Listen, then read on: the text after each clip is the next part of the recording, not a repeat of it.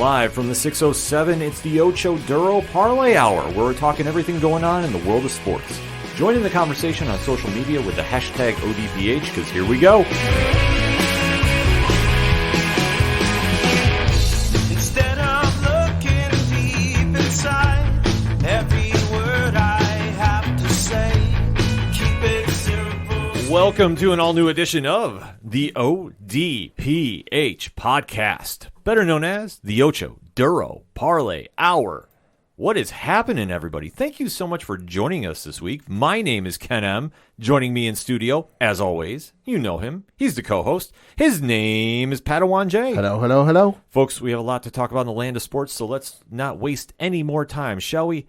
Anything and everything that you want to find for the ODPH, whether it's social media accounts, whether it's the Patreon link, which Patreon's got something in the mail this week, the TeePublic store, the Parlay Points blog section, the directory, which, Pat, how many providers are we on? 115,000. Sounds about right to me. I'm not questioning that. The classified section, which has friends of the show, such as 3FN Podcasts, Organizational Link Support, and Black Lives Matter, all the amazing pod groups we are in, and via Podchaser, anything and everything that is the ODPH, you can find at odphpodcast.com. And we encourage you to do that, and we encourage you to use on the social media accounts the hashtag ODPHpod, because we find it, we interact, that's how we talk, that's how we build up the ODPH society, because we have a lot to talk about. So let us do it how we always do it during NFL football season on the ODPH. It's Locks and Leaps recap time. Pad, kick us off. I'm going to start with my locks, and one of the locks I had chose was the Kansas City Chiefs to beat the Jacksonville Jaguars because... Reasons. Well, no, because duh. Yeah. The Kansas City Chiefs emerged victorious 27-17.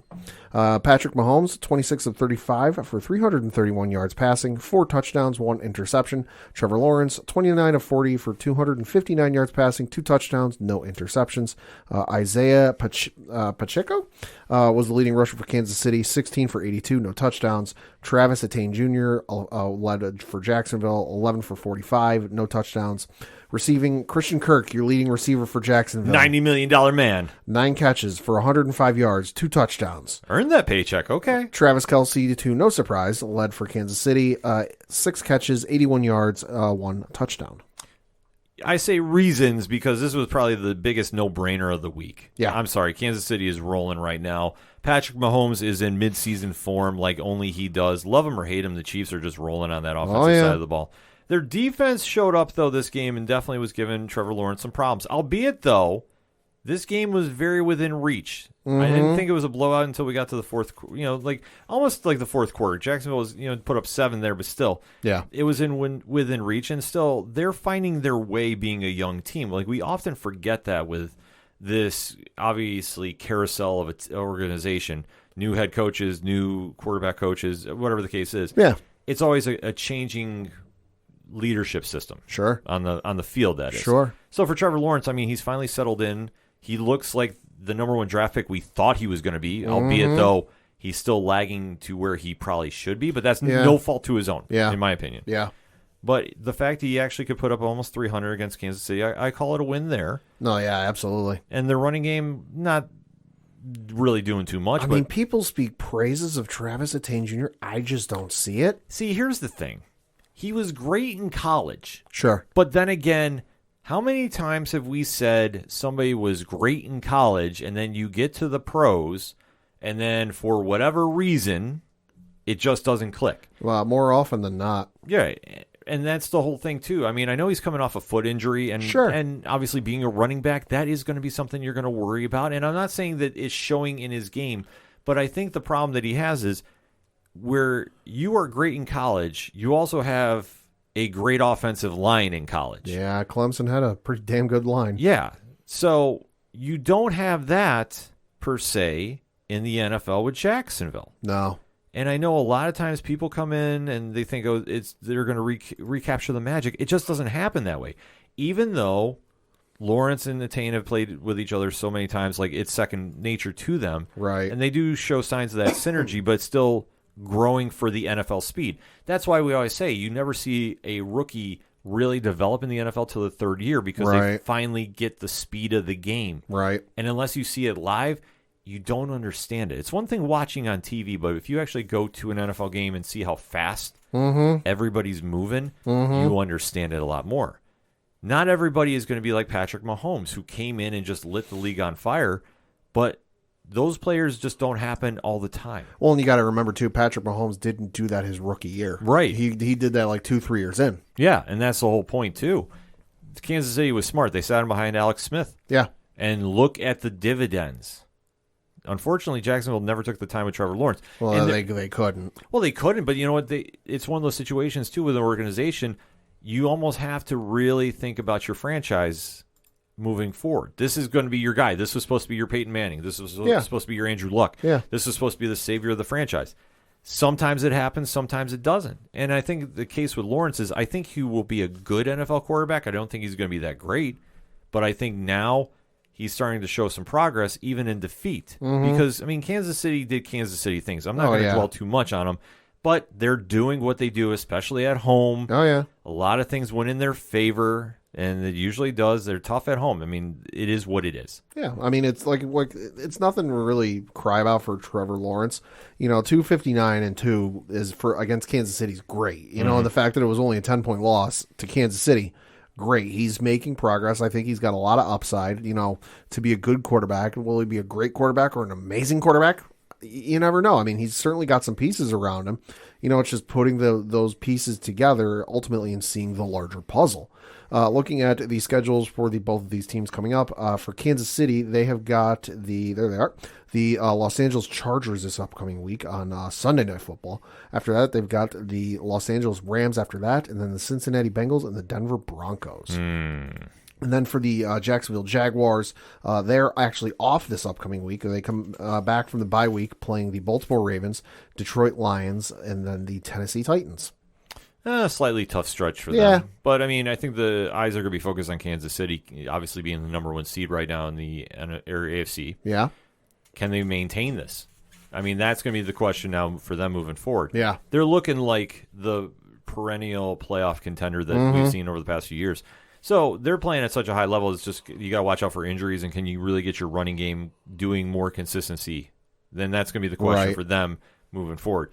I think they will be fine. Obviously, getting in the playoffs, I don't think is going to be an issue for them. But how far they go is really going to be anybody's guess because more teams are catching up to them, and you're starting to see a little more parity there. Because obviously, being 7-2 is nothing to sneeze about. No. But there's a lot of teams hovering around that 6-3 mark too that you got to keep an eye out for. So that said, Pat, who'd you have next? We'll go to one of my leaps, and that was the Arizona Cardinals to beat the Los Angeles Rams. No Kyler Murray in this game. No Matthew Stafford in this game. So you had no clue how this was going to fucking go. And you had Arizona emerge victorious by the final score of 27-17.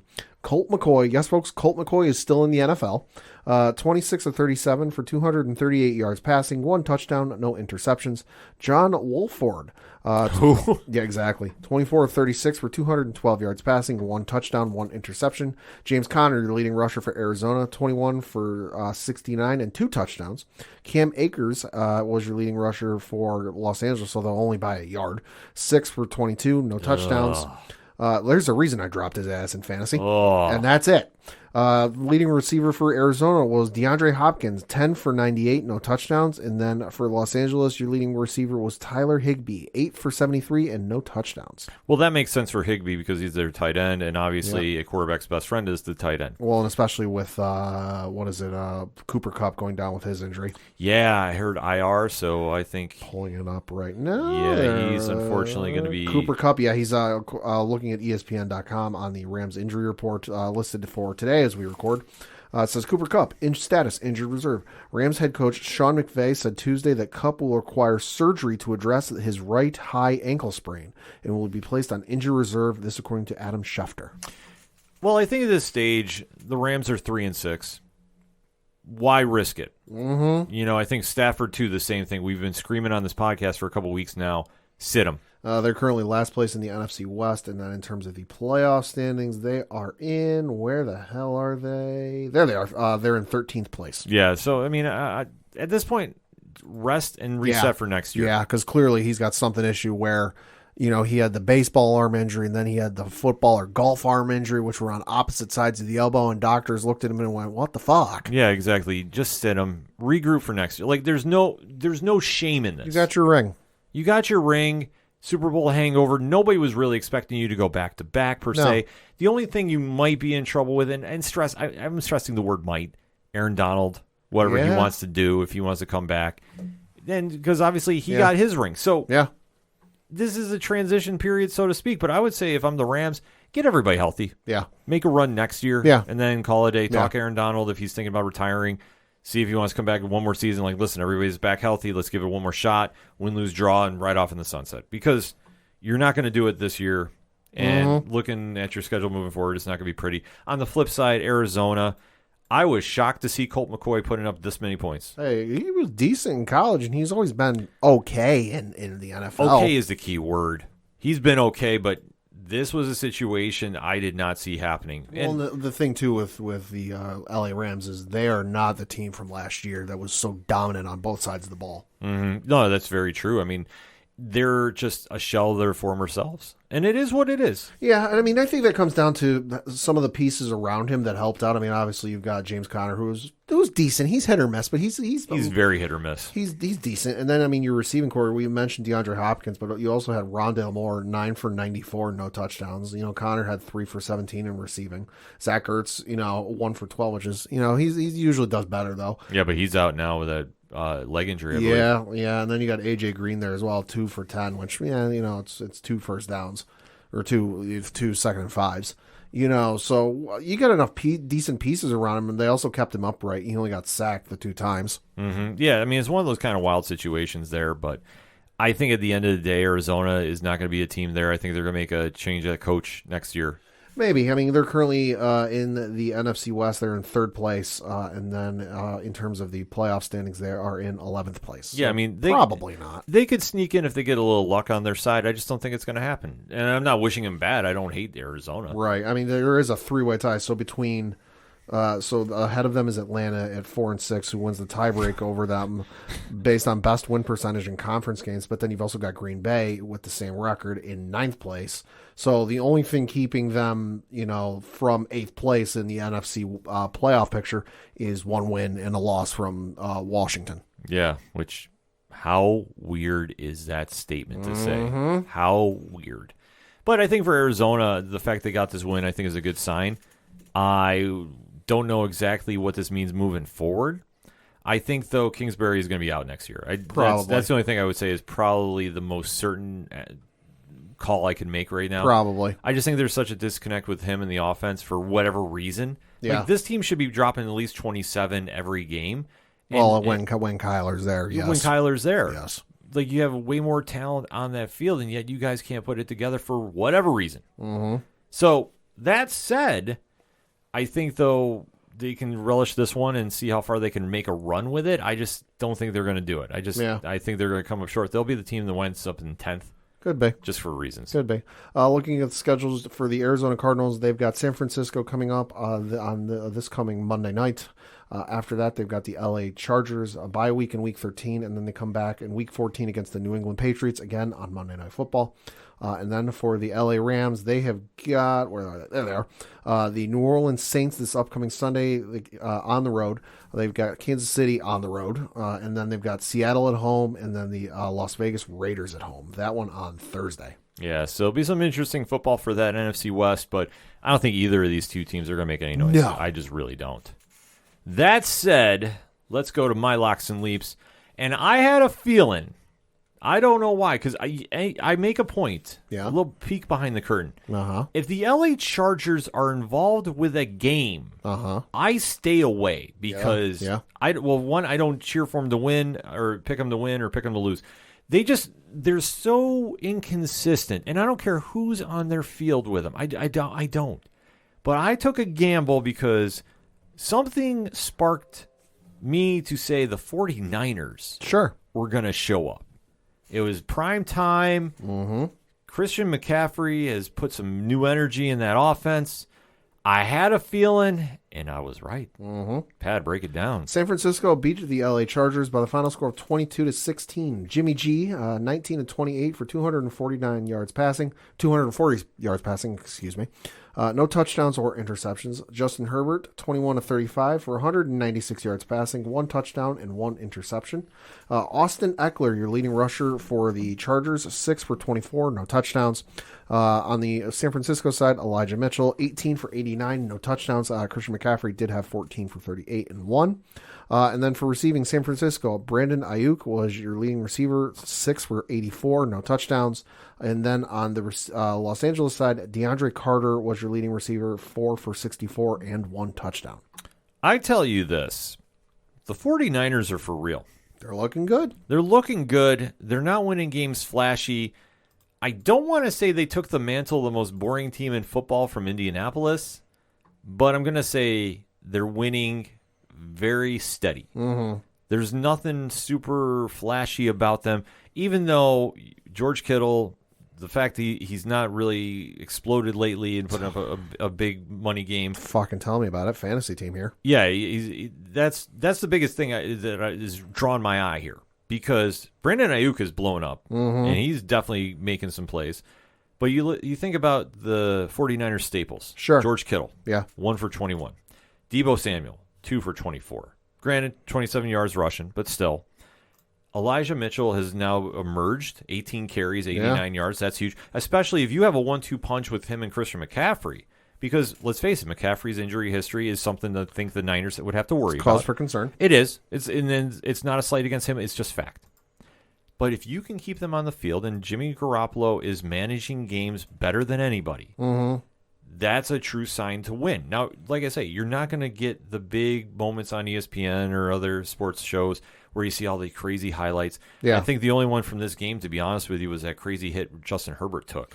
Yeah, that was oof. Which, I mean, is very brutal. And, like I was kind of surprised there wasn't an ejection. Like, it just, like, I'm not saying it was a dirty play, but I just think, like, for where it was high. Yeah. In my opinion. So they got away with one a little bit there. Like I said, to my knowledge, nobody got ejected from it, but I was like, Herbert didn't look right after. No. And obviously putting up 0 points in the second half. That's not going to help you win. No, it's not going to help you win at all. And like I say, it's a situation for the Chargers that, well, congratulations, you're doing what you usually do.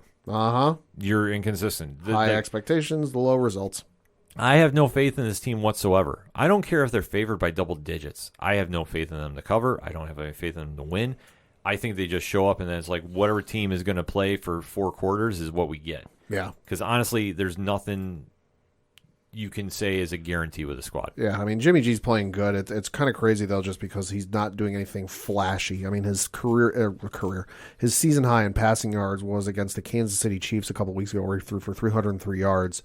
But his season high for touchdowns is 2, and he's done that 1, 2, 3, 4 times. Yeah. And he's got 11 touchdowns on the year, 4 interceptions. In this game, if you'd told me like the week prior that, hey, there's going to be a quarterback on Sunday that throws for 240 yards, no touchdowns, and no interceptions, what do you think happens? 9 times out of 10, I'm going to tell you they probably lost. Sure. Just because you look at it like, okay, yeah, you threw for 240, but you didn't fucking throw any touchdowns. Like, how can you expect to win? Yeah. But the fact that he did that for no touchdowns, no interceptions speaks to just how good the rest of that team is on the running and especially on defense. And George Kittle, I don't know what, maybe it's the curse of me finally getting him in fantasy football, because this seemingly happens every time I get some guy I've wanted for years. I know it happened a couple years ago with Calvin Johnson, and then he had a shit year. It happened with Adrian Peterson, and then he had a couple good games, but he had a shit year. But I'm just looking at George Kittle's stats: 29 receptions, tied for 71st in the NFL. 340 yards, tied for 69th in the NFL, which, nice. Yes. And then he only has 2 touchdowns on the year, which is tied for 48th in the NFL. Those are very subpar numbers for him. It's very subpar, but it's something with the Niners team that you just got to kind of expect. Like, it's weird to say, because when you think of superstars, they put up big numbers. They have takeover games. When the Niners are getting away from this, it's a weird thing to watch, but they're playing so fundamentally sound on both sides of the ball, too. Like I said, their defense is nasty. Oh, yeah. But is there anybody other than Bosa that's a household name? I'd have to look at it, but off the top of my head, no. Yeah, I mean, that's one thing that you have to think about with this team. Like, they're winning very deceptively and very quietly. Yeah. And I think, though, this plays in their factors because nobody's really talking about them. But if they get in the playoffs, they're going to cause some problems. Oh, yeah. They really will. And everybody forgets, if Jimmy G did not get sacked in that NFC Championship game, it would have been a whole different story last year. That's how good this team is. That's true. And nobody's talking about them. So, like I say, they could sneak in there. They could make a run late. Good day. They just need a lot of luck on their side. But I know you got their schedule ready to talk. I do. So this upcoming Monday, they're playing the Arizona Cardinals on ESPN. Should note the game's in Mexico City. After that, they've got the New Orleans Saints, the Miami Dolphins, and then the Tampa Bay Buccaneers. And for the LA Chargers, they have got the Kansas City Chiefs this upcoming Sunday on Sunday Night Football. After that, they've got the Arizona Cardinals, the Las Vegas Raiders, and the Miami Dolphins. Well, like I say, the Chargers are a coin flip each week. Yeah, they are. So there's nothing really super crazy there. The 49ers, though, if they can sneak out 3 of 4 there, I really like their chances of getting a high seed. Really do. Let's see. Currently in the NFC West, they're in second place behind the Seattle Seahawks, who are 6-4. And then in the playoff standings, they are in 7th place. Like I said, just a couple of things that luck happens, and Sure. they could definitely shoot up there. Like, they're that good. They could definitely make that happen. It's kind of crazy to think about when you really break it down. Yeah. It's not as crazy, though, as those New York Football Giants. Yeah. Which, Pad, what is going on here? The Giants are making a run 7-2 for the number 1 seed. They are looking at the standings. Where the hell is it? They're like 1 game out of first place. Yeah. In the NFC West or NFC East. Well, I mean, obviously, with what happened with Philly, it's caused a very big ripple effect. Yeah. But my God, those New York Football Giants are showing up. Maybe it's Coach Stuffy staying away from the studio. I don't know. Maybe it's some karmatic thing happening. We got to drag his ass back in here. I know we're gonna bring him back in here because, like, if Brian Dabble raises a trophy over Sean McDermott this year, I don't know what's gonna happen. I think the earth might explode. No, I'm just kidding about that, folks. But my God, those New York Football Giants. Let's talk about it. Big win on Sunday. Yeah, they won by the final score of 24-16 over the Houston Texans. Danny Dimes, 13-17 for 197 yards, 2 touchdowns, no interceptions. Davis Mills, 22-37 for 319 yards passing, 1 touchdown, 1 interception. Saquon Barkley, your leading rusher for the Giants, 35 for 152 and 1 touchdown. Have a game. Damian Pierce led for Houston, 17 for 94, no touchdowns. Jordan Akins was your leading receiver for Houston, 3 for 72, no touchdowns. Darius Slayton was your leading receiver for the Giants, 3 for 95 and 1 touchdown. You know, it still boggles my mind that the Cinderella team of all teams this season is the New York Football Giants. So far. I mean, you gotta give the Devils their due. Like, I know I rip on Brian Dabble a lot. It is what it is, but he made this team into something, and they're playing well above their physical abilities, in my opinion. And a team against Houston, like, granted, they should have won because they are a better team. And Houston fucking sucks. Yeah, Houston's awful. Like, they're 1-7-1. Yeah, there's nothing really to talk about them. They're gonna have fun to having the number 1 draft pick next season. Like, it is what it is.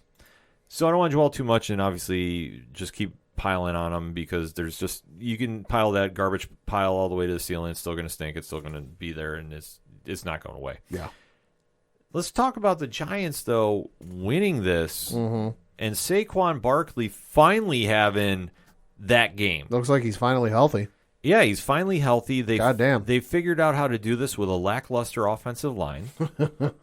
And he's looking great. Danny Dimes he's looking like Danny Dimes. He's looking okay. He's okay. Like 197-2. That's all right. Yeah, and I know the comparison still, even how bad Josh Allen is playing. Like, listen, Danny Dimes is still not Josh Allen, so temper those expectations.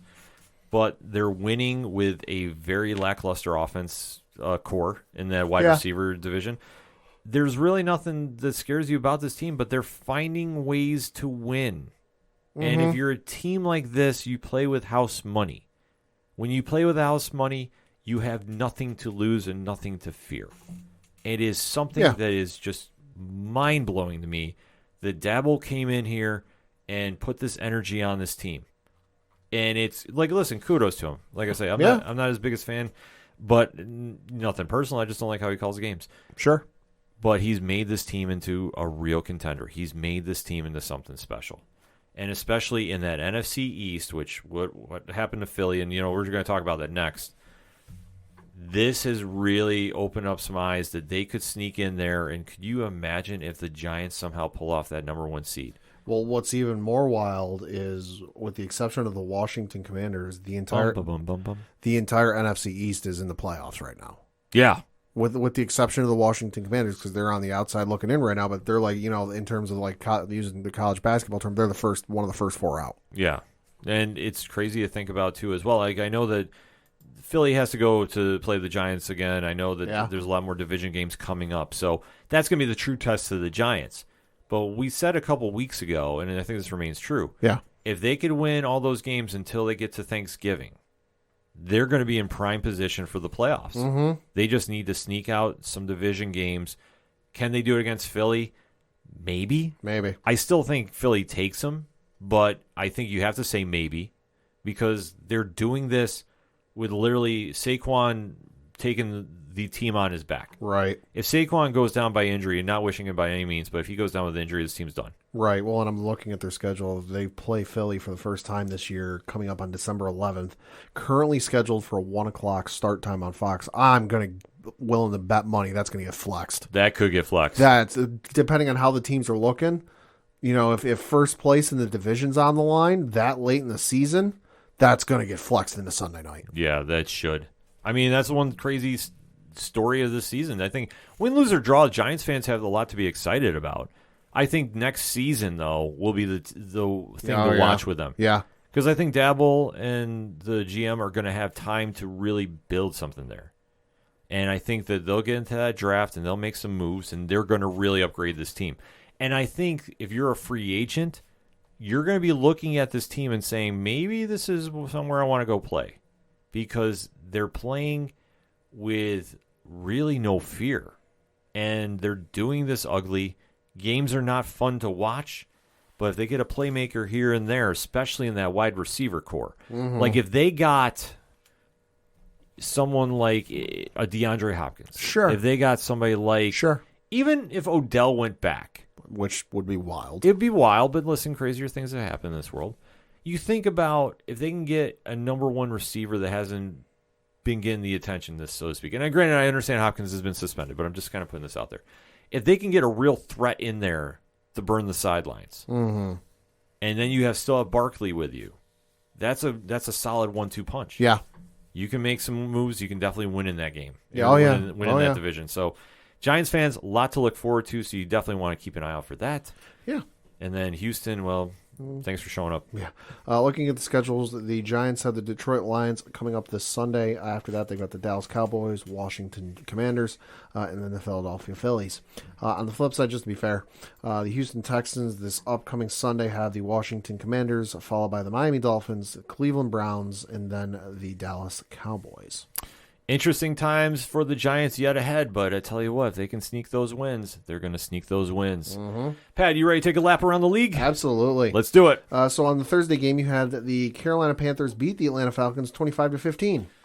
Well, we know who Atlanta is. Yeah. They took the L. Yes, they did. Carolina finding some way to win here. Yeah.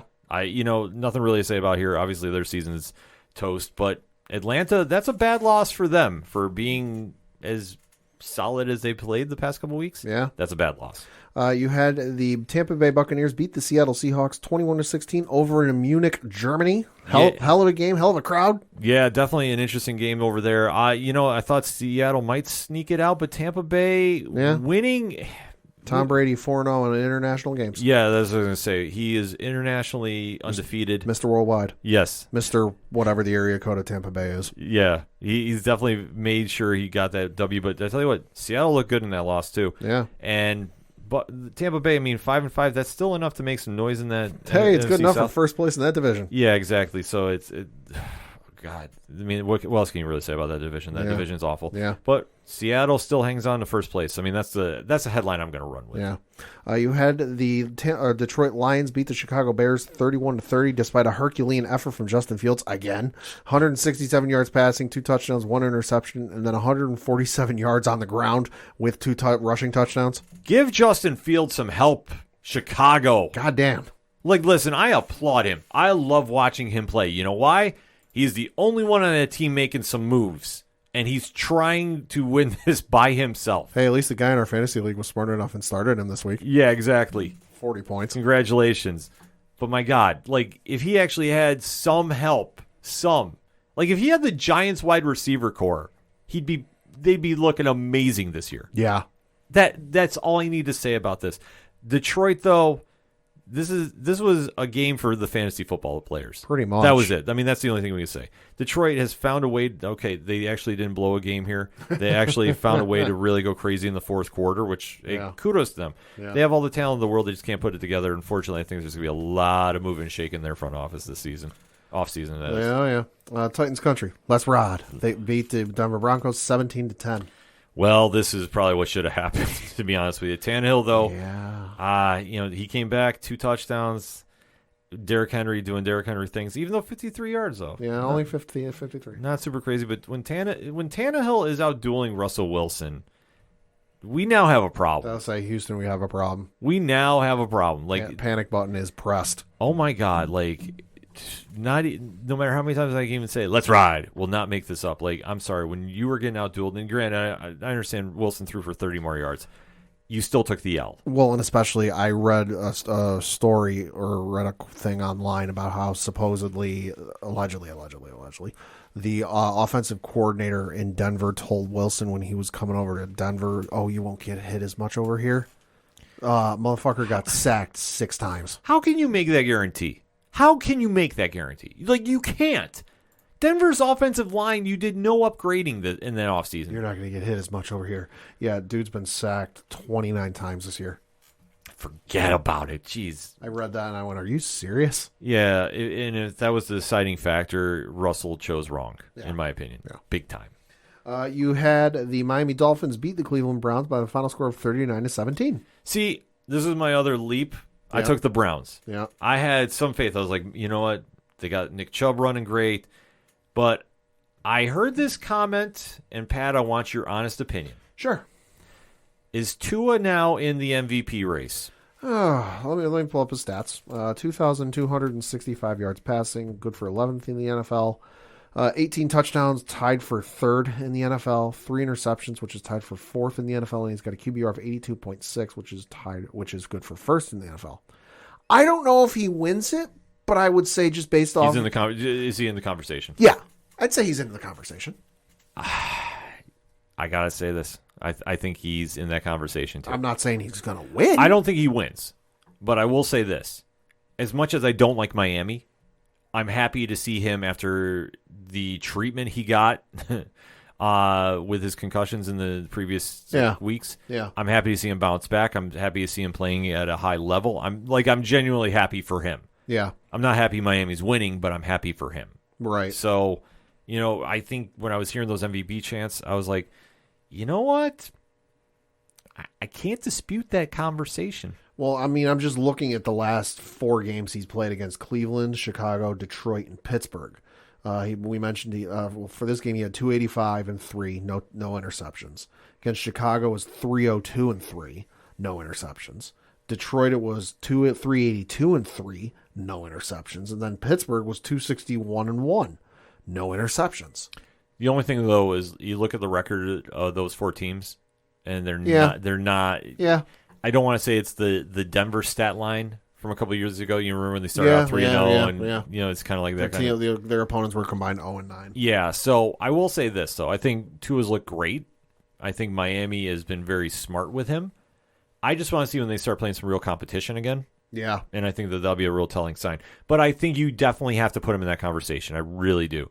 Cleveland, though, on the other hand, I mean, I don't even know where you go with this season, to be honest with you. Yeah. Like, I know Deshaun Watson is lurking couple of weeks, and then he'll be back, and then you're going to see if you really made a smart investment or not. Mm-hmm. Just going to put it out there. Their upcoming game this Sunday is going to be interesting. I'll get to that in a minute, though. You had the Pittsburgh Steelers beat the New Orleans Saints 20-10.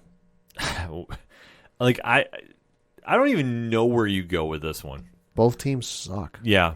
Like, Pittsburgh, I mean, granted, at home, different story, but there is really nothing great to talk about this. Nope. Nothing great. So I'm just going to say we're going to skip it and go to the next one. You had the Indianapolis Colts in Jeff's head coach Jeff Saturday's coaching debut beat the Las Vegas Raiders 25-20. Fire Josh McDaniels. Send him back to New England. He's got to go. I'm sorry. He has the confidence of the owner. Yeah, sure. How's that going to work out?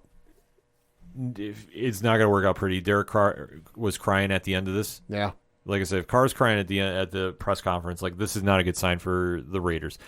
This team should be playing at so much of a higher level than they are. Mm-hmm. And it starts with the head coach. It starts with Carr, and it's trickling down. And this team is just not producing. I don't know where you go from here, but I think McDaniels needs to go. Oh, he's gone. He's got to be gone. Carr's gone. Yeah. Go all in on Lamar Jackson. Davis is going to fire him and buy him a first-class ticket back to fucking New England. Yeah. Like, I would get him the hell out of there as quick as I could. Yeah. The season's a wash. You're 2-7. Yeah, you're 2-7. You are in last place in the AFC West when all but I think Rich, all of us except Rich, had winning the AFC West. Yeah. And then in the playoffs, or the playoff standings, they're second to last in the AFC ahead of only Houston. Yeah, they're, like I said, the season's done. And it's a shame, too, because Devontae Adams has been playing like an MVP when he gets the ball. Yeah. But the fact that you got beat by the Colts with Jeff Saturday as your head coach, a man who has had zero pro coaching experience other than being Peyton Manning's center. Well, there was like some private Christian school he coached at, but that was like elementary school or middle school. Exactly. Level. Like I say, not a pro coach. Yeah. Matt Ryan, 37 years old, coming off the bench. Yeah. And yet you pull this off. Yeah. Like, that is all you need to say about this. Even when the Colts are trying, allegedly, if I'm doing the eye test by making this move for Saturday to just lose. Well, I mean, you had Jonathan Taylor go for 147-1, which to be expected. But leading receiver for Indianapolis, Paris Campbell. Who? 7 for 76 yards and 1 touchdown. Yeah. In case you're curious, he was a second-round pick in 2019 out of Ohio State. Yeah, that's what I say. Like, for me doing the eye test, that's why I say allegedly. Like, this looks like they're just trying to throw the season away. Yep. And this is almost like the movie Major League. Like, they're going to find a way to win. They're going to make a run. Like, I will say this right now. Pad, where do the Colts rank in the playoffs? Let me see. For the AFC, they're in 10th place. Okay, so they just got to get to what, 8th? 8th or 7th, yeah. Okay. Something like that. If they get there, Jeff Saturday's coach of the year. I don't care if he's only coached 5 games and he gets there. So obviously the tie's going to work against them. But the only teams they have ahead of them are the Cincinnati Bengals, who are 5-4, and then also the LA Chargers, who are 5-4, and the New England Patriots, who are also 5-4. Other than the Patriots, I think they could definitely leapfrog the other two right now. Could be. I really do. The only thing working against them is that tie. Yeah. So if Saturday gets him in, he's coach of the year. I am dead serious about this. Could be. And like I said, they're going to go Major League about this. Because I'm sorry, the whole move about getting Saturday makes no sense. I don't care if you're trying to appease your fan base. This just doesn't work. In my opinion, that's why I say the allegedly we're trying to tank, because that's what it looks like to me. Yeah. Same thing with you, Pat? Oh, yeah. So like I say, that's the allegedly thing here, because if you're seeing it, I'm saying they should not have been in this game. This should have been Raiders all day. Right. And yet here we are. Well, I mean, I'm looking at their schedule the rest of the year. They've got Philly this upcoming Sunday, followed by Pittsburgh, Dallas, a bye week in Week 14. Then they've got Minnesota, the Chargers, Giants, and Texans to close out the year. Jeez. I mean, what do you do? And then for some of the other games we had Sunday, you had the Green Bay Packers beat the Dallas Cowboys 31-28 in overtime. Mike McCarthy trying to get fired on national television. Bad loss by Dallas. Bad loss. When you even have the broadcasters on Fox, the game of the week, questioning why Dallas didn't kick the field goal in overtime when it was well within range of the kicker, blows my fucking mind. Yeah, like you want to talk allegedly's? I'm just saying. Listen, Dak is a good quarterback. To me, he has never been a surefire guarantee on 4th down. Yeah, but when you've got basically a chip shot for your kicker, and hey, it's fucking points. It's potentially the win. even if the Packers go down the field and kick a field goal, hey, you're still in it, still a chance. Yeah. Why you skipped on that, I'll never know. Yeah, like I say, because I was going to say that's allegedly a boneheaded move. No, that's just it is. No, that makes no sense. None. So I don't know where the play calling came from, but whoever did should not be in that position because that was stupid. I'm sorry, my opinion, absolutely atrocious. Mm-hmm. And Green Bay lives to fight another day, 4-6. Yeah. Still, I don't think they're going to make any moves, but they definitely. This hurt Dallas tremendously. Oh yeah. To put it. Oh yeah. To put it just mildly. So, awful loss for Dallas. Yep. Awful. And then on Monday Night Football, you had the Washington Commanders beat the Philadelphia Eagles 32-21. Bum bum bum bum bum bum bum. Mm-hmm. Bad loss for Philly. Mm-hmm. And I will say, just things did not pan out for Philly. I mean, they were still down. Yeah. What? 20-14, Something like that, in the second half, or going into halftime. So they were still there, but fans are booing them off the field. Yeah, well, you know what? Rightfully so. Because it's Philly. It's Philly. So I understand that. I'm not even questioning that. Sure. But I just think for this team, this awful loss. I know it's division though. So I couldn't be super mad about this. But I'm watching going I thought a lot of calls went Washington's way, in my opinion. It was just a lot of them that really kind of threw things off. Jalen Hurts had a bad game, but 175 and 2 touchdowns is not exactly the worst. But the thing about the Commanders is they hung in there. Mm-hmm. And like I say, Taylor Heinicke definitely played the game of his life, I think, in my opinion. I think that he really balled out. And Philly, I think, just was not ready for him. I mean, when you start the season off as hot as they did, sometimes you start feeling your own hype. Oh, yeah. And I think this is one of the situations that they took Washington too lightly. And even if it's division, Washington never took their eyes off them. And granted, the last touchdown to end the game, I mean, that was a garbage touchdown, so we don't really need to say that. Yeah. But Philly definitely was not ready for him. Yeah. And definitely this is just such a bad loss. I laughed, though, at I saw some people were saying about bringing Carson Wentz back. Oh, Jesus Christ. I immediately after this, I saw some of that online. Listen, folks, no, Hurts will be fine. Nobody, you weren't going to run the table. I don't think this is probably the best case scenario for you. Is you lost now before you got in the playoffs? Get it out of the way. I mean, do I think they won't lose another game before the playoffs? I think there's a chance. I think the Giants will split with them. Yeah, I could see it. I never thought I'd say that at the beginning of the year. I really didn't. Yeah. There's one more game, though, we got to talk about. I'm not ducking this. Bring it on. We got to talk about the Buffalo Bills, who lost to the Minnesota Vikings 33-30. Best game of the week? Oh, yeah. I will say that. Yeah. But I got a lot to say, so I'll let you get the stats done, and I'm going off. So, like we mentioned, the Minnesota Vikings beat the Buffalo Bills by a final score of 33-30. Kirk Cousins, 30 of 50 for 357 yards passing, 1 touchdown, 2 interceptions. Josh Allen, 29 of 43 for 330 yards passing, 1 touchdown, 2 interceptions. Dalvin Cook, your leading rusher for Minnesota, he had 14 for 119, 1 touchdown. Josh Allen, your leading rusher for Buffalo, 6 for 84, no touchdowns. On the receiving side, Justin Jefferson, have a fucking game, why don't you? 10 for 193, 1 touchdown. Stephon Diggs also have a fucking game, why don't you? 12 for 128, no touchdowns. Okay. So this is the easiest way to describe this. Pad, what was the score at halftime? Let's see. It was 24-10 in favor of Buffalo. You've watched how many Bills games with me? Enough.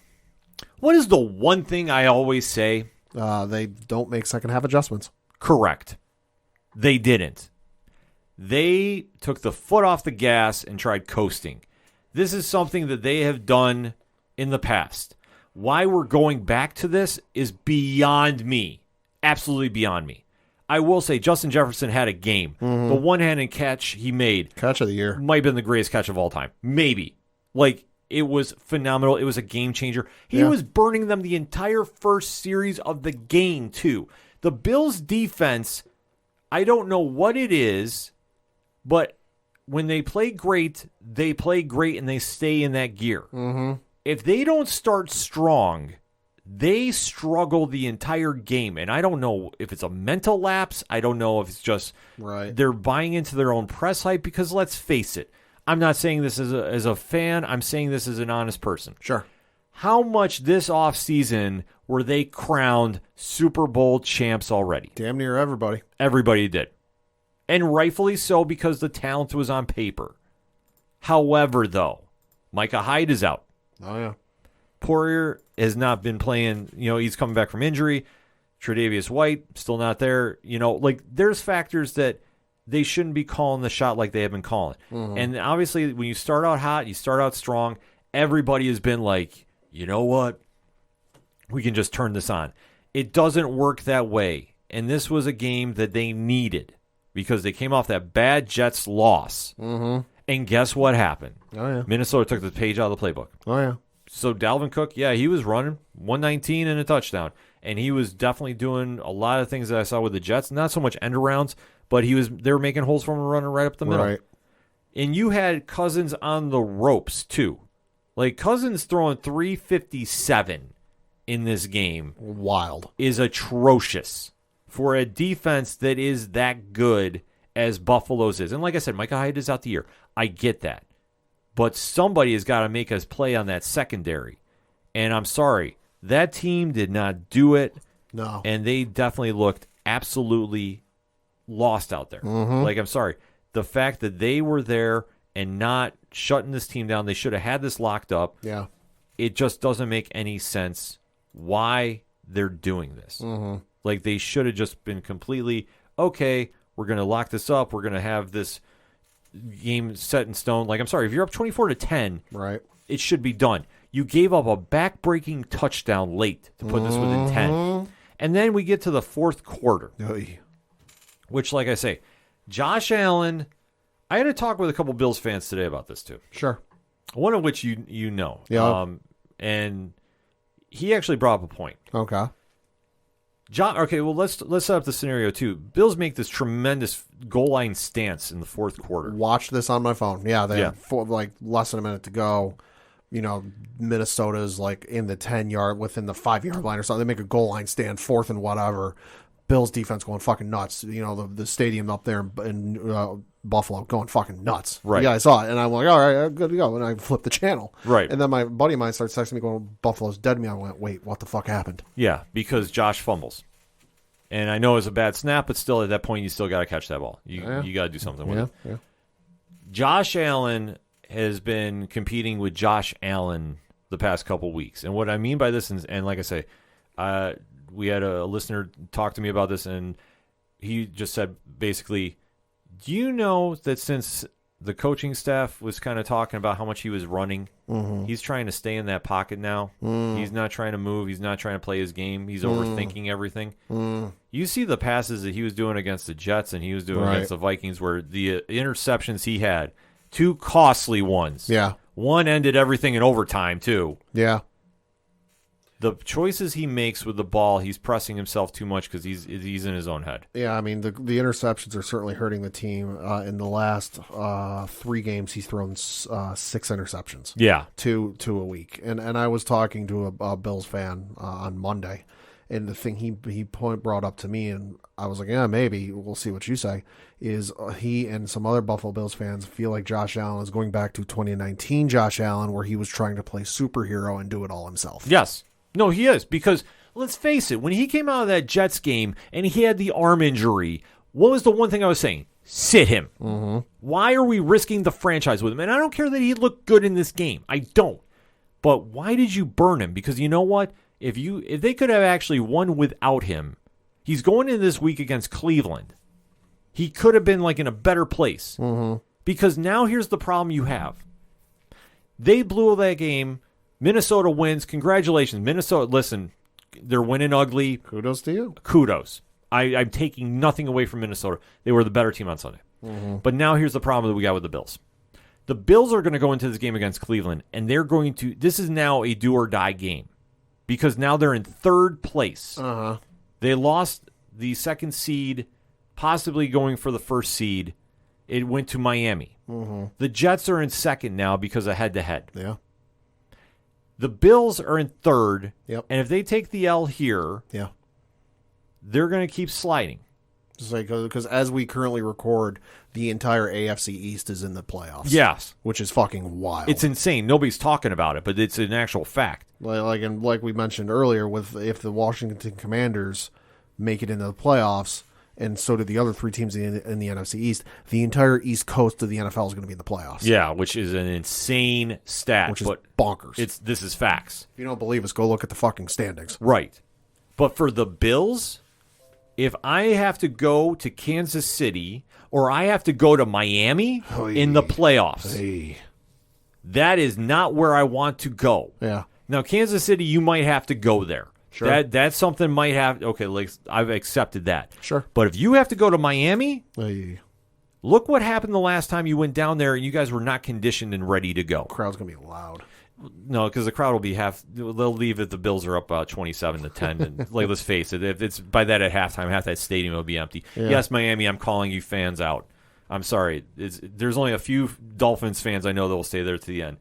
One we might be talking with later on a different podcast, but that'll be a different story for another time. But I'm saying for the Bills, now you're in a situation that this is must win. Josh has to play smart. Josh has to tune out the media because now everybody is saying, well, he's not a real MVP candidate anymore. Listen, you guys anointed him, and now you're taking him down because they had 2 bad games. Yeah. This is where he has to get with the offensive coordinator. He has to get with Dorsey. He has to get with his wide receiver core and be like, okay, we need to fix this. What are we doing wrong? Yeah. And really look at that tape and really say what we're going to do. Because Cleveland will scrap with them. And I'm saying right now, if they had problems with Dalvin Cook, what do you think Nick Chubb's going to do? Well, and that game on Sunday is going to be real fucking interesting because it's at 1 o'clock up in Orchard Park, New York. Current weather, according to AccuWeather, is calling for snow and 42 degrees. The forecasted snowfall total for going into the game on Sunday, 2 feet. Oh, then Bills would be fine. They'll be there. That's old school Buffalo weather, but they're calling for fucking 2 feet of snow up in Buffalo. Yeah, I mean that's gonna be the real test right there. Boy, howdy. Yeah, so it'll be a challenge for Cleveland, but I mean for the Bills though, Josh has to just be smart. He has to trust his instincts. He has to stop forcing passes. And I understand they're trying to talk him into stop running. Listen, I am the first one to tell him to stop running as much. I just don't want to see him run shoulder first into people or hurdling where somebody's going to take him out. I want to see him play smarter.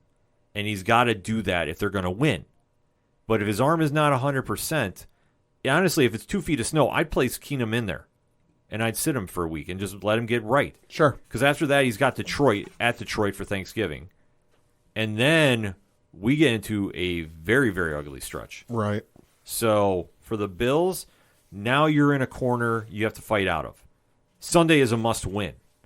You can't lose. If you go down 6-4, I'm not saying you're not going to get into the playoffs, but you're going to have such a tough road, and I think mentally that's going to wear on you. The fact that Miami has leapfrogged you, they're playing at a high level. Granted, I have December 18th circled on that calendar, and I hope for 2 feet of snow in Orchard Park. I'm ready for that. Oh, trust me. I might be a little obnoxious on Twitter that day. I'm just going to put everybody out there with that. But they still have to play the Jets again. In New England is still got 2 against New England. Yeah, so this is now not the time to have a collapse. You have to play better. This was a game that you could have won, you should have won, and you didn't. And that defense, I swear to you, I know we have people that listen to us up in Buffalo. Make second half adjustments. Don't take the foot off the gas. Do what you're doing and apply pressure. Because guess what? You let Kirk Cousins dice and slice like he was Tom Brady in his prime. Enough said. Fix it. Or don't. Meanwhile, the Patriots had the greatest game in NFL history on Sunday. They didn't play. Yeah, exactly. Pat That's what I say. They had perfect rushing, perfect passing, perfect defense, perfect kicking. Pat was a happy camper. Can't have a negative if you didn't play. I was not. But I also blame it on one person because he decided to jinx everything. Yeah, he did. They're a mutual friend of ours. After Buffalo made that goal line stand on 4th down, goes running. Buffalo won. Ken looks at him. How much time is left? 44 seconds. Yep, and then, of course, I see Josh Allen fumble the ball. Yep. That was my Sunday, folks. Yep. We can talk about that another time because we have to get to more topics of the sports show, so definitely we are asking you to hit us up on that hashtag ODPH pod. Tell us your thoughts about this past week of the NFL. What was your team doing? Did they win? Did they lose? Are we talking playoffs or are we talking draft picks? Let's have that conversation, shall we? We're going to take a quick break. We'll be right back. Hey all, I'm Frank. Join me and my friends as we talk about all things geek. Here at Geek Freaks Podcast, we go over the weekly news of everything in geekdom, from movies to TV, video games, and comic books. We also have a growing YouTube community. Join us as we go over everything in your geek life and share in the love of geekdom.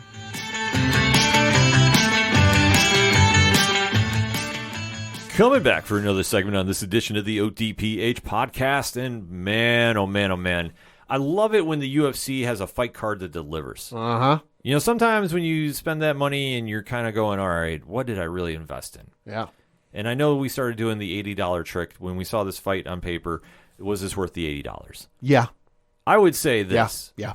UFC 281 lived up to the hype. Mm-hmm. I know we had everybody from 607 Podcasts down here. The dog came through. Yeah, he did. You and Liz Bailey came through. Rich from 3FN was here. And we got our money's worth because a memorable night of fights happened. So let us recap the main card.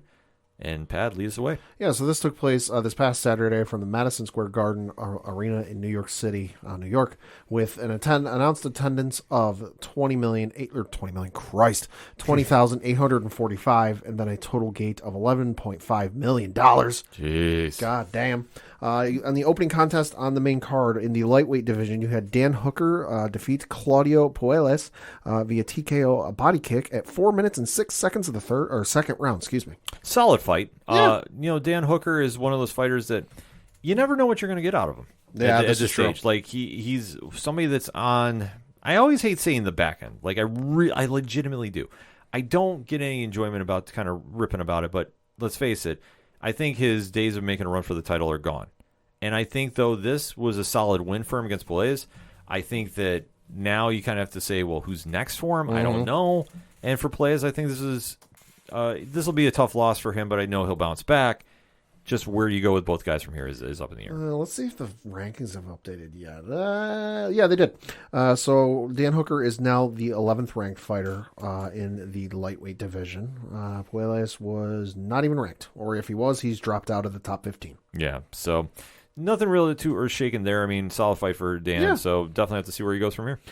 Next up was in the bantamweight division, where you had Chris Gutierrez defeat Frankie Edgar via a knee knockout at 2 minutes and 1 second of the first round.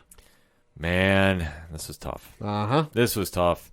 Frankie, the legend of the sport. Like Frankie, baby. Yeah, as soon as I heard the Biggie go on, I was like, oh, man, let's do it one last time. But you got to give it to Gutierrez. Mm-hmm. I mean, I think I will agree with, I believe it was Ariel Helwani was saying there should have been a fighter that was closer in age Yeah. to Frankie because Frankie was on the other side of 40. Yeah. But at the same time, Frankie would not have accepted that. No. I think he would just been like, listen, I'll fight whoever you throw at me. I'm not going to care. I'm just going to go in there and definitely try making some noise. And that's what he did. And he was looking solid until he took that knee. But you got to give it to Gutierrez. Yeah. Gutierrez did what he had to do. Frankie's chin is not the same thing as it was, but for being the former lightweight champion and just a guy that, is one of the few people that's like, I'll fight anybody, I'll take him on, I don't care. And he always left it in the cage. Like there was never a time that you felt like Frankie never left it in the cage. Yeah. Solid send off to him on his last UFC fight. And for Gutierrez, I know I'm hearing a lot of talk that, obviously that's a solid win for him in the bantamweight division. I just don't know. Like, say, I heard rumors about Pedro Munoz. I don't know if that's going to be the fight they make. That'd be a jump because looking at the bantamweight division rankings on UFC.com/rankings, he is cracked the top 15. He is in the 13th position. Ahead of him are dude with the last name you might recognize, Umar Nurmagomedov. Oh, there's a fucking another one of these guys. God damn, they're like friggin' flowers. They pop up everywhere. And then you got Ricky Simon in the 11th position, and then you've got the aforementioned Pedro Munoz in the number 10 division, or number 10 spot. See, that would make sense because this is the one thing about beating Frankie is it's a profile fight. Oh, it's a absolute, despite the fact that Frankie's, like you said, on the other side of 40, it's a feather in your cap. Yeah, so like I say, I've heard a couple of places talk about that. I know they were talking about that on ESPN too a little bit in one of the columns. Mm-hmm. Munoz makes sense. Yeah. Like I wouldn't dispute that too much, to be honest with you. Yeah. It's like, and Munoz is kind of, he's on that outside tier. Yeah. And especially Gutierrez. I mean, this is high profile. It's a big win. Make it happen, and let's go from there. The only thing I hope with this fight is, and I don't know if he got it, was I know they showed the stat on the broadcast before the fight, but Frankie Edgar was like a sneeze away from 8 hours Yeah. ring time or octagon time in the octagon, which is fucking wild. The fact that, like, because you think it's like 3 5-minute rounds, 5 5-minute rounds, so it's not like you're racking. It's not like Royal Rumble time in WWE where you're racking up like an hour easy, you know, in one match. Fucking wild that a guy's reached a whole. I think he might have. I don't know if he did officially, but like the fact that he was ready to crack 8 hours in the octagon is wild. Well, you got to remember this with Frankie. If you've never seen him fight, he is somebody that he doesn't get like quick knockouts. Sure. And he will drag opponents into deep waters. And the one thing you have to remember, too, is when he got the belt, he had just this insane trilogy with Gray Maynard that took time. And then every other fight he win, he always scrapped in there. He'd lose the first round, always. Like, you'd almost bang on it.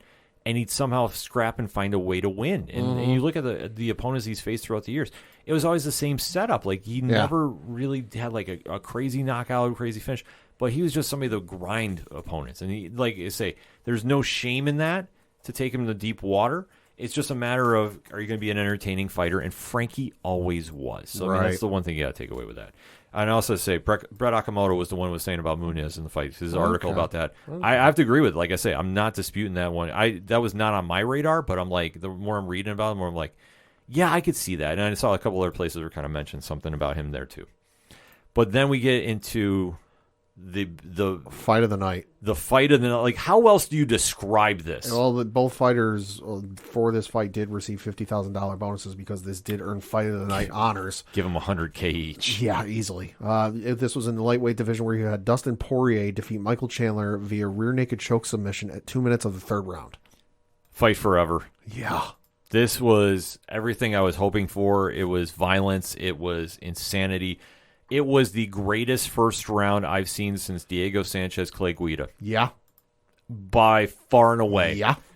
This was just literally those two guys went in there and said, we're going to leave this in the cage. Literal rock'em sock'em robots in the first round. Yeah. Chandler even said coming out of the second cage, he's like, I'm willing to die right now for this. It's like, yeah. And that's how Chandler fights. I like, listen, he's insane. He's a wild man, but I applaud what he did. And this fight literally was going to be Chandler's, except when he went for a slam in the third, Poirier slipped out and just got him on his back. And then it's like a minute from there, it's like Poirier, everybody forgets because he likes to stand and bang a lot. Yeah. His jiu-jitsu is insane, too. Yeah, I mean, I'm looking at the judges' scorecards on UFC.com, and I realize the judges had it scored, 1 round apiece heading into the third round. But I'm sorry, Poirier was getting his ass handed to him. Oh, he was getting killed. He was getting murdered those first 2 rounds. And for Dustin to pull a submission out of his ass, and hey, I realize he's good at submissions, whatever else, but still, he pulled this shit out of his ass and got Chandler with the win. Mind blown.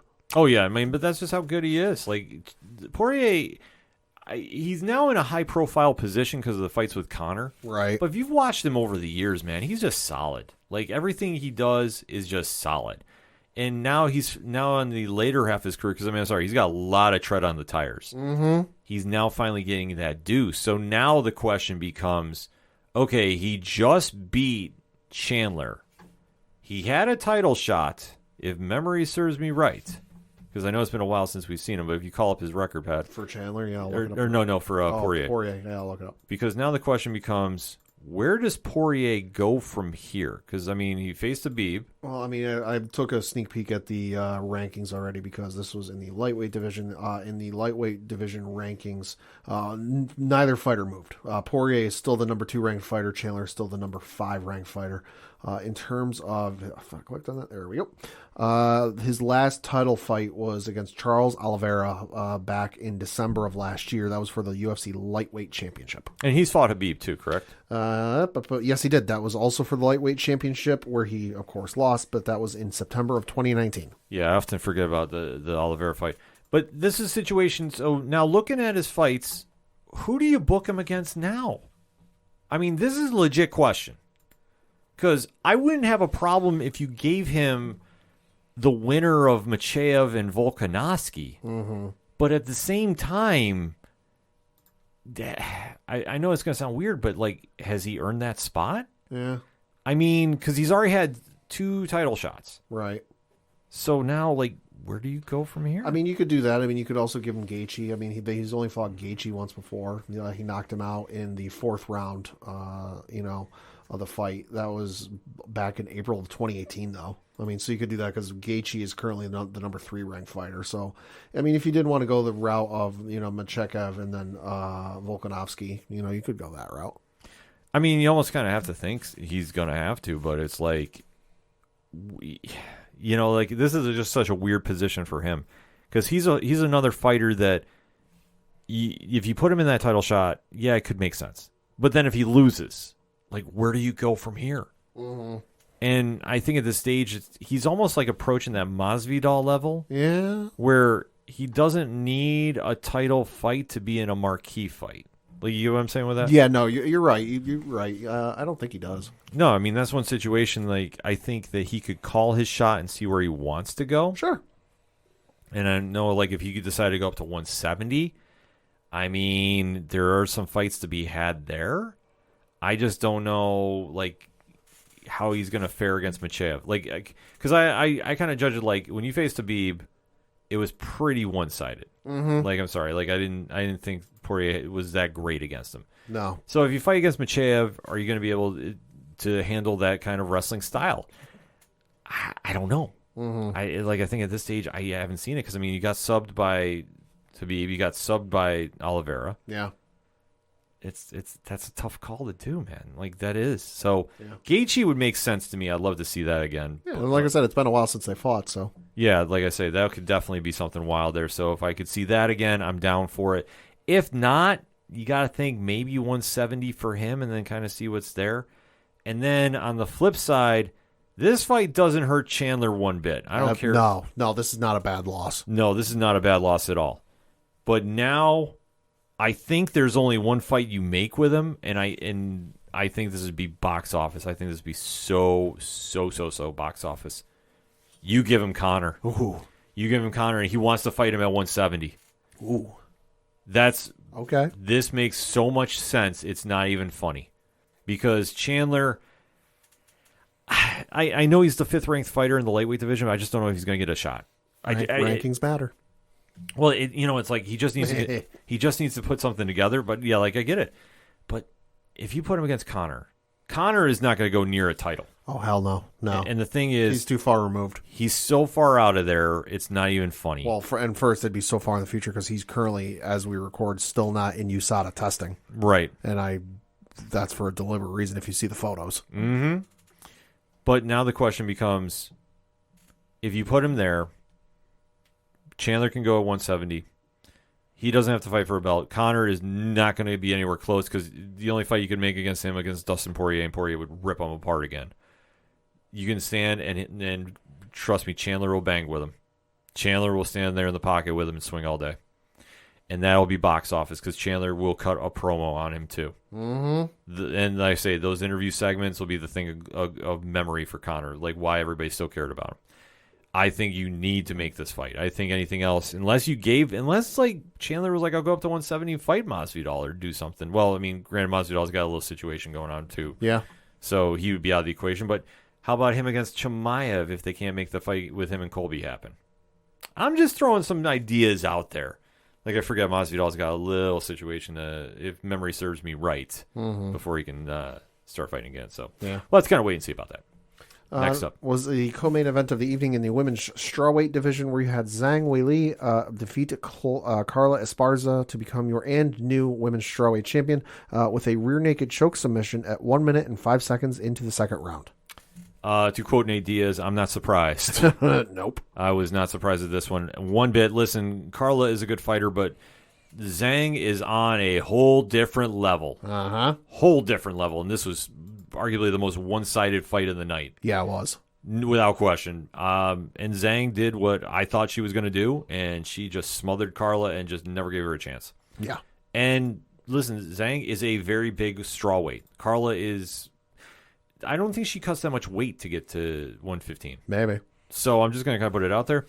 But Zhang definitely looked like she wanted the belt back and was hungry for it. And I think Carla was maybe not so ready for it, but like it would appear not. I mean, 1 minute 5 seconds into the second round of a 5-round fight. Yeah, it was going to be a tough day. Now the question is, who's next for Zhang? And I think you got to do the fight against Rose. Well, I would say looking at the women's strawweight division rankings, Carla Esparza is your number 1 ranked fighter. Rose Namajunas is your number 2 ranked fighter. Amanda Lemos is your number 3 ranked fighter. Jessica Andrade is 4, and then Marina Rodriguez is your number 5 ranked fighter. Should note also that Zhang Weili and Thug Rose have fought twice. Both fights going to Thug Rose. The first fight was in April of 2021, where Rose knocked her out, and then the second one was in November of that same year, with a split decision going to Thug Rose. Yeah, so I think that's the only one that makes sense to me. Yeah, I mean, unless there's some way, and to my knowledge, I don't think it's ever been thrown out there, but would Zhang go up to fight Shevchenko? I mean, maybe.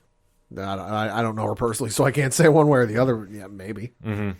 Yeah, so I think that's something you're going to kind of have to wait and see about. But I think that's the easiest fight to make. Probably. I think that's the easiest fight to make. So Zhang would definitely be... That would be box office, too. I mean, the fight against her... It depends. If Rose comes out like Thug Rose and not whatever we had against her against Esparza, right, I think it'll be a great fight. I think if we have Rose come out and whatever the case was, not so much. I think it's going to be a long day, to be honest. But I think that's the only fight you can make in my head. Like, and I think you can say otherwise. And then we talk about upsets a lot. Oh, boy. Man, there's a lot to digest from this one. Pat, break it down. This was the main event of the evening for the middleweight championship, and you had Alex Pereira defeat Israel Adesanya to become your new middleweight champion with a TKO at 2 minutes and 1 second in the 5th round. Wow. Also should note, looking at the scorecards, the judges had this. Let me just blow this up a little bit because it's a little hard for me to see at the moment. There we go. All 3 judges had the fight 39-37 in favor of Israel Adesanya heading into the 5th round. Israel won the 1st, 3rd, and 4th rounds according to all 3. According to all 3 judges, the only round they gave to Alex Pereira was the 2nd round. It makes sense. I had no argument about the judges' call there, to be honest with you. I thought Adesanya, who has had history with Pereira, I mean, this has been the fight that has been building since they were kickboxing, and Pereira has knocked out Adesanya before. This was clearly Adesanya's fight to win. Clearly. 2nd round was Pereira. I'm not going to take that away from him. But this was also the situation where Adesanya almost knocked him out in a round if he only had 10 seconds left. And before time expired, this is going to be game over. Yeah. So we have to keep that in mind. Adesanya definitely was implying more of the MMA style against him, and I think this was giving Pereira fits. Yeah. But I will say this, we always kind of scream this, when a fighter knows they're losing, and his coaches were telling him too, he's got to empty the tank. This was a time that when he actually listened to the coaches, look what happens. Yeah. Pereira had nothing to lose in that 5th round. No, nothing. No, he had it all to give. Swing like a wild man and see what you can come up with. And sure enough, he caught Adesanya. And Adesanya, I'm sorry, that was a legit stoppage. Yeah. You got rocked. Like 5 or 6 times unanswered. Yeah. There's 5 unanswered. I counted 5, but it might have been 6, though. Unanswered shots. And when you have your hands down, the ref is going to protect you. Now, I don't care how much it hurts your pride. You were done. Yeah. He finished you in the 5th because he just unloaded the tank. And I don't think you were expecting it. I thought in my mind, I thought Adesanya was thinking he broke his will. Maybe. And you can't take that. But this is something, Adesanya is a very young champion too. So this is a situation that he's going to learn from. I think the only way you do this is you do an immediate rematch. I know. Oh, yeah. I don't think there's any other way you can do this otherwise. No, I mean, because looking at the rankings over at UFC.com for the middleweight division, Israel Adesanya dropped to the number 1 ranked fighter. Robert Whittaker dropped 1 spot to the number 2 ranked fighter. Jared Cannonier dropped 1 spot to the number 3 ranked fighter. Marvin Vettori also dropped 1 spot to number 4. And then you've got Derek Brunson not moving and rounding out the top 5. Yeah. So in my mind, it's Adesanya all day. Yeah. I think Adesanya wants that fight too, so I don't think there's any question about making this happen. And I will say this, for Pereira, you better hope it's Adesanya. Because if you have to fight Robert Whittaker Oh, Jesus or Christ. anybody that can wrestle, Oh, you're fucked. you're done. The fact that you made Adesanya look like GSP in his prime, Yeah. that is telling. Concerning. That is very, very telling. You cannot handle somebody with an actual ground game. You will get taken down and you will not get back up. And if it's Robert Whittaker, oh my God. Like, listen, I don't care. Like, the odds will be tremendously against Pereira. Tremendously. If he comes out as a favorite on that and Whittaker's a dog, Yeah. oh my God, we're going to the casino. I'll say if Pereira's got to go up against anybody who wrestles, to borrow that like TikTok, Instagram reel audio from a scale of 1 to 10, my friend, you're fucked. Yeah. There's no way he will survive on the ground. There's no way he can learn it. No. MMA wrestling Jesus Christ, no. in that short of a window. There's not a physical chance. Like, he might survive a round if he's lucky. But I'm sorry, you could not handle Adesanya's ground game. What are you going to do against somebody that actually thrives there? Can you imagine if he went up against Khabib? Khabib would fucking toy with him for 3 rounds. Khabib would just fuck with him for 3 rounds before winning. I think he would just sit there and just be like, where do I he'd process like the Matrix, like how many ways I can take you down. Like, I'd fucking pay to see it. Like, you take a look at that division in that middleweight where he's going to be, he's going to be fighting in middleweight. It's almost like a who's who can wrestle.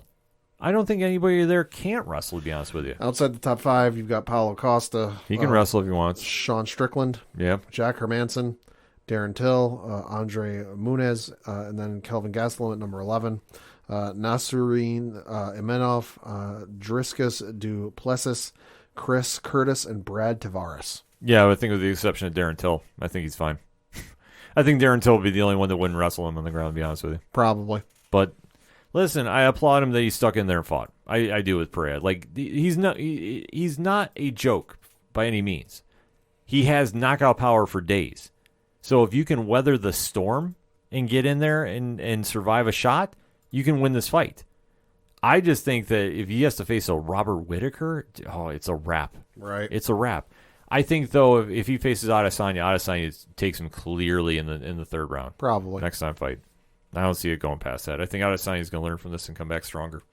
And I think that's big for the UFC, too, because especially this causes some parity in that division, which they desperately needed. Because when you start having those champions that are untouchable, and let's face it, Adesanya was that champion. He was the next generation of Anderson Silva. He just got tagged with something. He'll bounce back. Yeah, oh yeah. I think this causes some bit of headlines for the UFC, which they're happy to make some money off this. Oh, yeah. And they can definitely book this rematch. I mean, the smart play would be to do this as the co-main for Volkanovski-Machev. That would make sense. If they can pull that off. But I don't know what they can do, but we're going to have to kind of sit back and find out. Final thoughts on the card, Pat? Amazing card from start to finish. Certainly worth the money we spent for it. Absolutely. Absolutely. I thought UFC 281 was probably the best card I've seen in quite some time, top to bottom from the UFC. A lot of first-round knockouts, if you go back through all the prelims as well, too. So if you haven't seen it, definitely go check it out on ESPN Plus or wherever you catch your UFC fights. Internationally, I'm not exactly sure how that shakes up. So yeah, I know. After a couple of days or a couple of weeks, the card will be added to ESPN Plus here in the States. Overseas, can't really say. Yeah, no, I'll definitely be excited to watch that again on ESPN Plus. But in the meantime, hit us up on the hashtag ODPH pod. What was your thoughts about UFC 281? Definitely want to hear what Mike from the Multiverse of Badness has to say about this one. Because I tell you what, there's a lot of headlines coming out of this, especially the Fight of the Year candidate with Michael Chandler and Dustin Poirier. You can't tell me otherwise. That's in that conversation. But let's talk about it, and we can definitely go from there. So we're going to take a quick break. We'll be right back. Ooh, I've been dying to try this place. Oh my god, me too. I've heard such good things about it. Welcome to the Crime Diner. I'm Cindy. I'll be cooking for you this evening. Here are your menus. Ooh, what are you thinking about getting? I don't know, murder with a side of cannibalism? What about you? Ooh, that sounds good. I'm torn between historical mayhem and the social injustice, maybe? Oh. I just want to let you know that each episode comes with dinner, dessert, and a specialty drink chosen by yours truly. Wine Dine and Storytime has had a makeover, and we invite you to slide into the booth with us at the Crime Diner, where each week we will discuss a crime over dinner, drinks, and dessert. See you there! Coming back for the final segment of this edition of the ODPH podcast. Pad, what you got? Got a couple things to talk about. The first of which is obviously the local minute. Looking at the Binghamton Black Bears and how they fared last week, they had two games, both of them at home, playing the Motor City Rockers. They won their game on Friday by the final score of 6-3, and then came back and lost a heartbreaker in overtime the following night by the final score of 6-5. Looking ahead to their schedule this upcoming weekend, they split one game away, one game on the road. Both of them against the Delaware Thunder. The game on Friday is at November 18th is at 7:30 p.m. Eastern. That is on the road playing the Delaware Thunder. And then on Saturday, they're back home at the Visions Veterans Memorial Arena here in Binghamton. Game time 7 o'clock. So for more tickets, information, and all that good stuff, BinghamtonBlackBears.com. And then got to talk a little bit of baseball because the hot stove is starting. We're already getting some deals, and the most important of which, because there was a news story the other day, I believe it was 24 hours ago, that said the Houston Astros were signing Anthony Rizzo their top priority. Yep. To which I said, fuck you.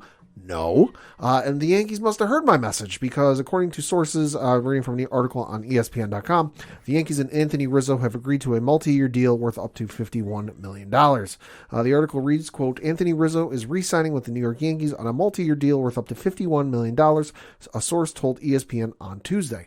Rizzo will make $34 million over the next 2 seasons, plus a club option for 2025 that includes a $6 million buyout, a source told ESPN's Jeff Passan, bringing the total up to $40 million guaranteed. His 2025 option is for $17 million.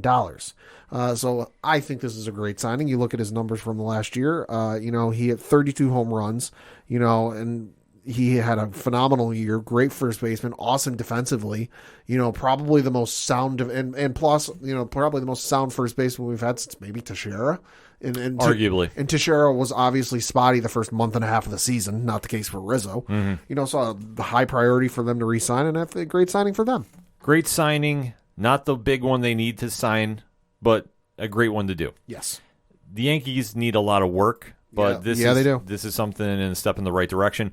I am just waiting on bated breath to hear about the fate of Aaron Judge. I think that is going to be the one dominating the offseason. Yeah, that's good. That's going to be. There will be some other dominoes falling, but much in like the NFL or the NBA, there's going to be one domino that needs to fall before all the others start falling, and this is the one. Yeah, because they haven't announced anything for the MVPs. No, they have not. They announced the Rookie of the Years yesterday, which I know the one for the American League went to Julio Rodriguez of Seattle. I know tonight as we record, they're supposed to be announcing the Manager of the Year, which I don't fucking care who it is. It should be Rob Thompson of the Phillies. Yeah. And then they have, so next would be the Cy Young, and then after that would be the MVP. So we probably won't know MVP for a couple more days. Because I want to say that we'll hear something about Judge after that. Probably. I think that he's waiting until after because it could go one of two ways. He's going to wait and do a joint sign that, the MVP is staying in the Bronx, or he's going to wait a couple days. Sure. And then say he's leaving. Well, and I know it was reported the Yankees made him a qualifying offer, but don't read too much into it. That's just a formality. That's a formality. It's a formality. I mean, they're going to test the room with him, but obviously with the drama that goes on with him there, we could talk about this for a minute. Yeah. He did try throwing a number at them before the season started. Sure. And it didn't pan out for whatever reason. We've never heard. We just know that whatever was thrown at him, he didn't like, the organization didn't like, it didn't get done. That's the only thing we know about. Yep. He bet on himself, and he went all in. Yeah, he did. So, and he had a phenomenal regular season. Yep. Playoffs, a little different story. Yeah. Not going to lie about it, not going to sugarcoat it. But it's nothing to take away. It sounded like he wanted to stay. Yeah. And I think that depending on how he took this off season, and obviously them not going to the playoffs, listen, it is what not going to the playoffs. Not going to win the World Series. Yeah. Sorry. For me, it's like if you get to the playoffs and you don't win the World Series, it's just not even being there. But that's just me about this. It's a situation now that the Yankees have to sign him for the PR move. They're gonna overpay. And listen, I don't care. Yeah. At this stage, he's worth it. He's the face of your franchise. Mm-hmm. If you lose him, you don't have a backup plan. Yeah. You really don't. No, you don't. You might have some people in the farm system. There are some people. I know Jason Dominguez. The Martian is coming up, but Christ, he's only at AA right now. He's a ways away. Right. And they've got some other guys coming up, but none of them in the outfield position. No, none. Yeah, exactly. So you're not going to replace with value right now with them. You're not. No. So you can try spinning it. Yeah. Sure. Yeah. I'm not going to dispute that, but you're going to try doing it, but it's not going to work. And you can make some sacrifices and letting some guys go. I mean, I know shortstop is one of the areas they're thinking about, but also you got to remember they've got Anthony Volpe coming up in the farm system, who all signs are pointing to he's going to be up in the majors by at least the All-Star break. Yeah. And he's one of, if not their top rated prospect. Yeah, so they have some pieces they can move around, but Judge is the one that everybody's waiting to see. Yep. Everybody's waiting to see, and if you're saying you're not, you're either not a Yankee fan or you're lying. Mm-hmm. One of the two. Also, hey, shout out to Jose Trevino, won the Platinum Glove Award for being one of the best defensive players in the American League. Huge move. Huge move. Huge. Which, who'd have thought when they got a hold of him in the offseason? Crazy. No, but sometimes it pans out, so fingers crossed for that. Mm-hmm. And then I guess for my base, I can only get into a couple details of right now. Mm-hmm. I will say we're going to talk a little wrestling. Yep. And I'm going to word it like this. There is a show going on this weekend that if you're interested in watching on streaming, it should be a solid card. Might be a little long. It might be a little long. We discussed it's a three-letter company. It's a three-letter company. We discussed on 607 TWS that is going to be running it, and we will be watching here at the basement on Saturday night. Well, you will. I will with Rich, and I'm sure Dog. Which, and if you're really not picking up what we're talking about, that should give you even more clue as to what we're talking about. Exactly, and there's kind of a reason we're not mentioning it, and we're just going to leave it like this until further notice involving that company on here. Because we have to get some clarification about something. Yeah, we do.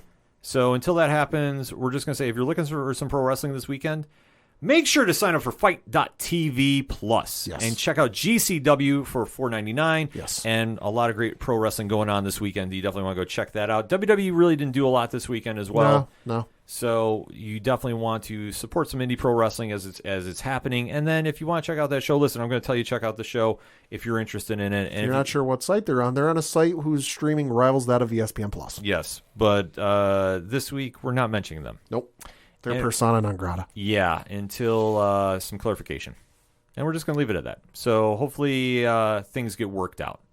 If it doesn't, well, you'll be hearing about that on 607 TWS. I'm salivating for that moment. Yeah, so wait and stay tuned. So if you're not following 607 TWS on your favorite podcast platform, simply go to the ODPH link tree or go to the directory. We have the link for 607 TWS right then and there. You can sign up and follow because trust us, that's where we're going to be discussing that moving forward if it needs to be discussed. Until then, like I said, go support some pro wrestling. If you got some great local action wherever you live, go support that. Go get Fight Plus. Like seriously.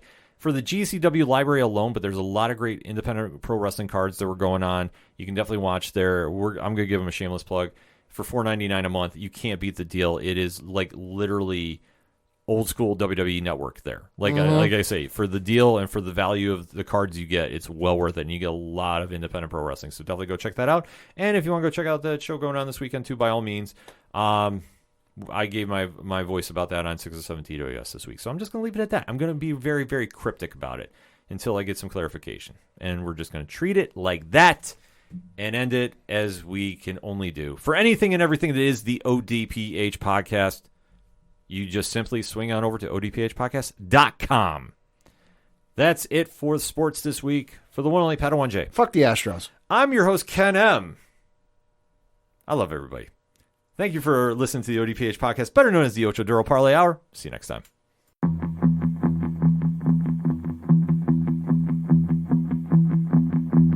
Gonna beat 'em to the punch. I'm gonna beat 'em to the punch. 'Cause they can't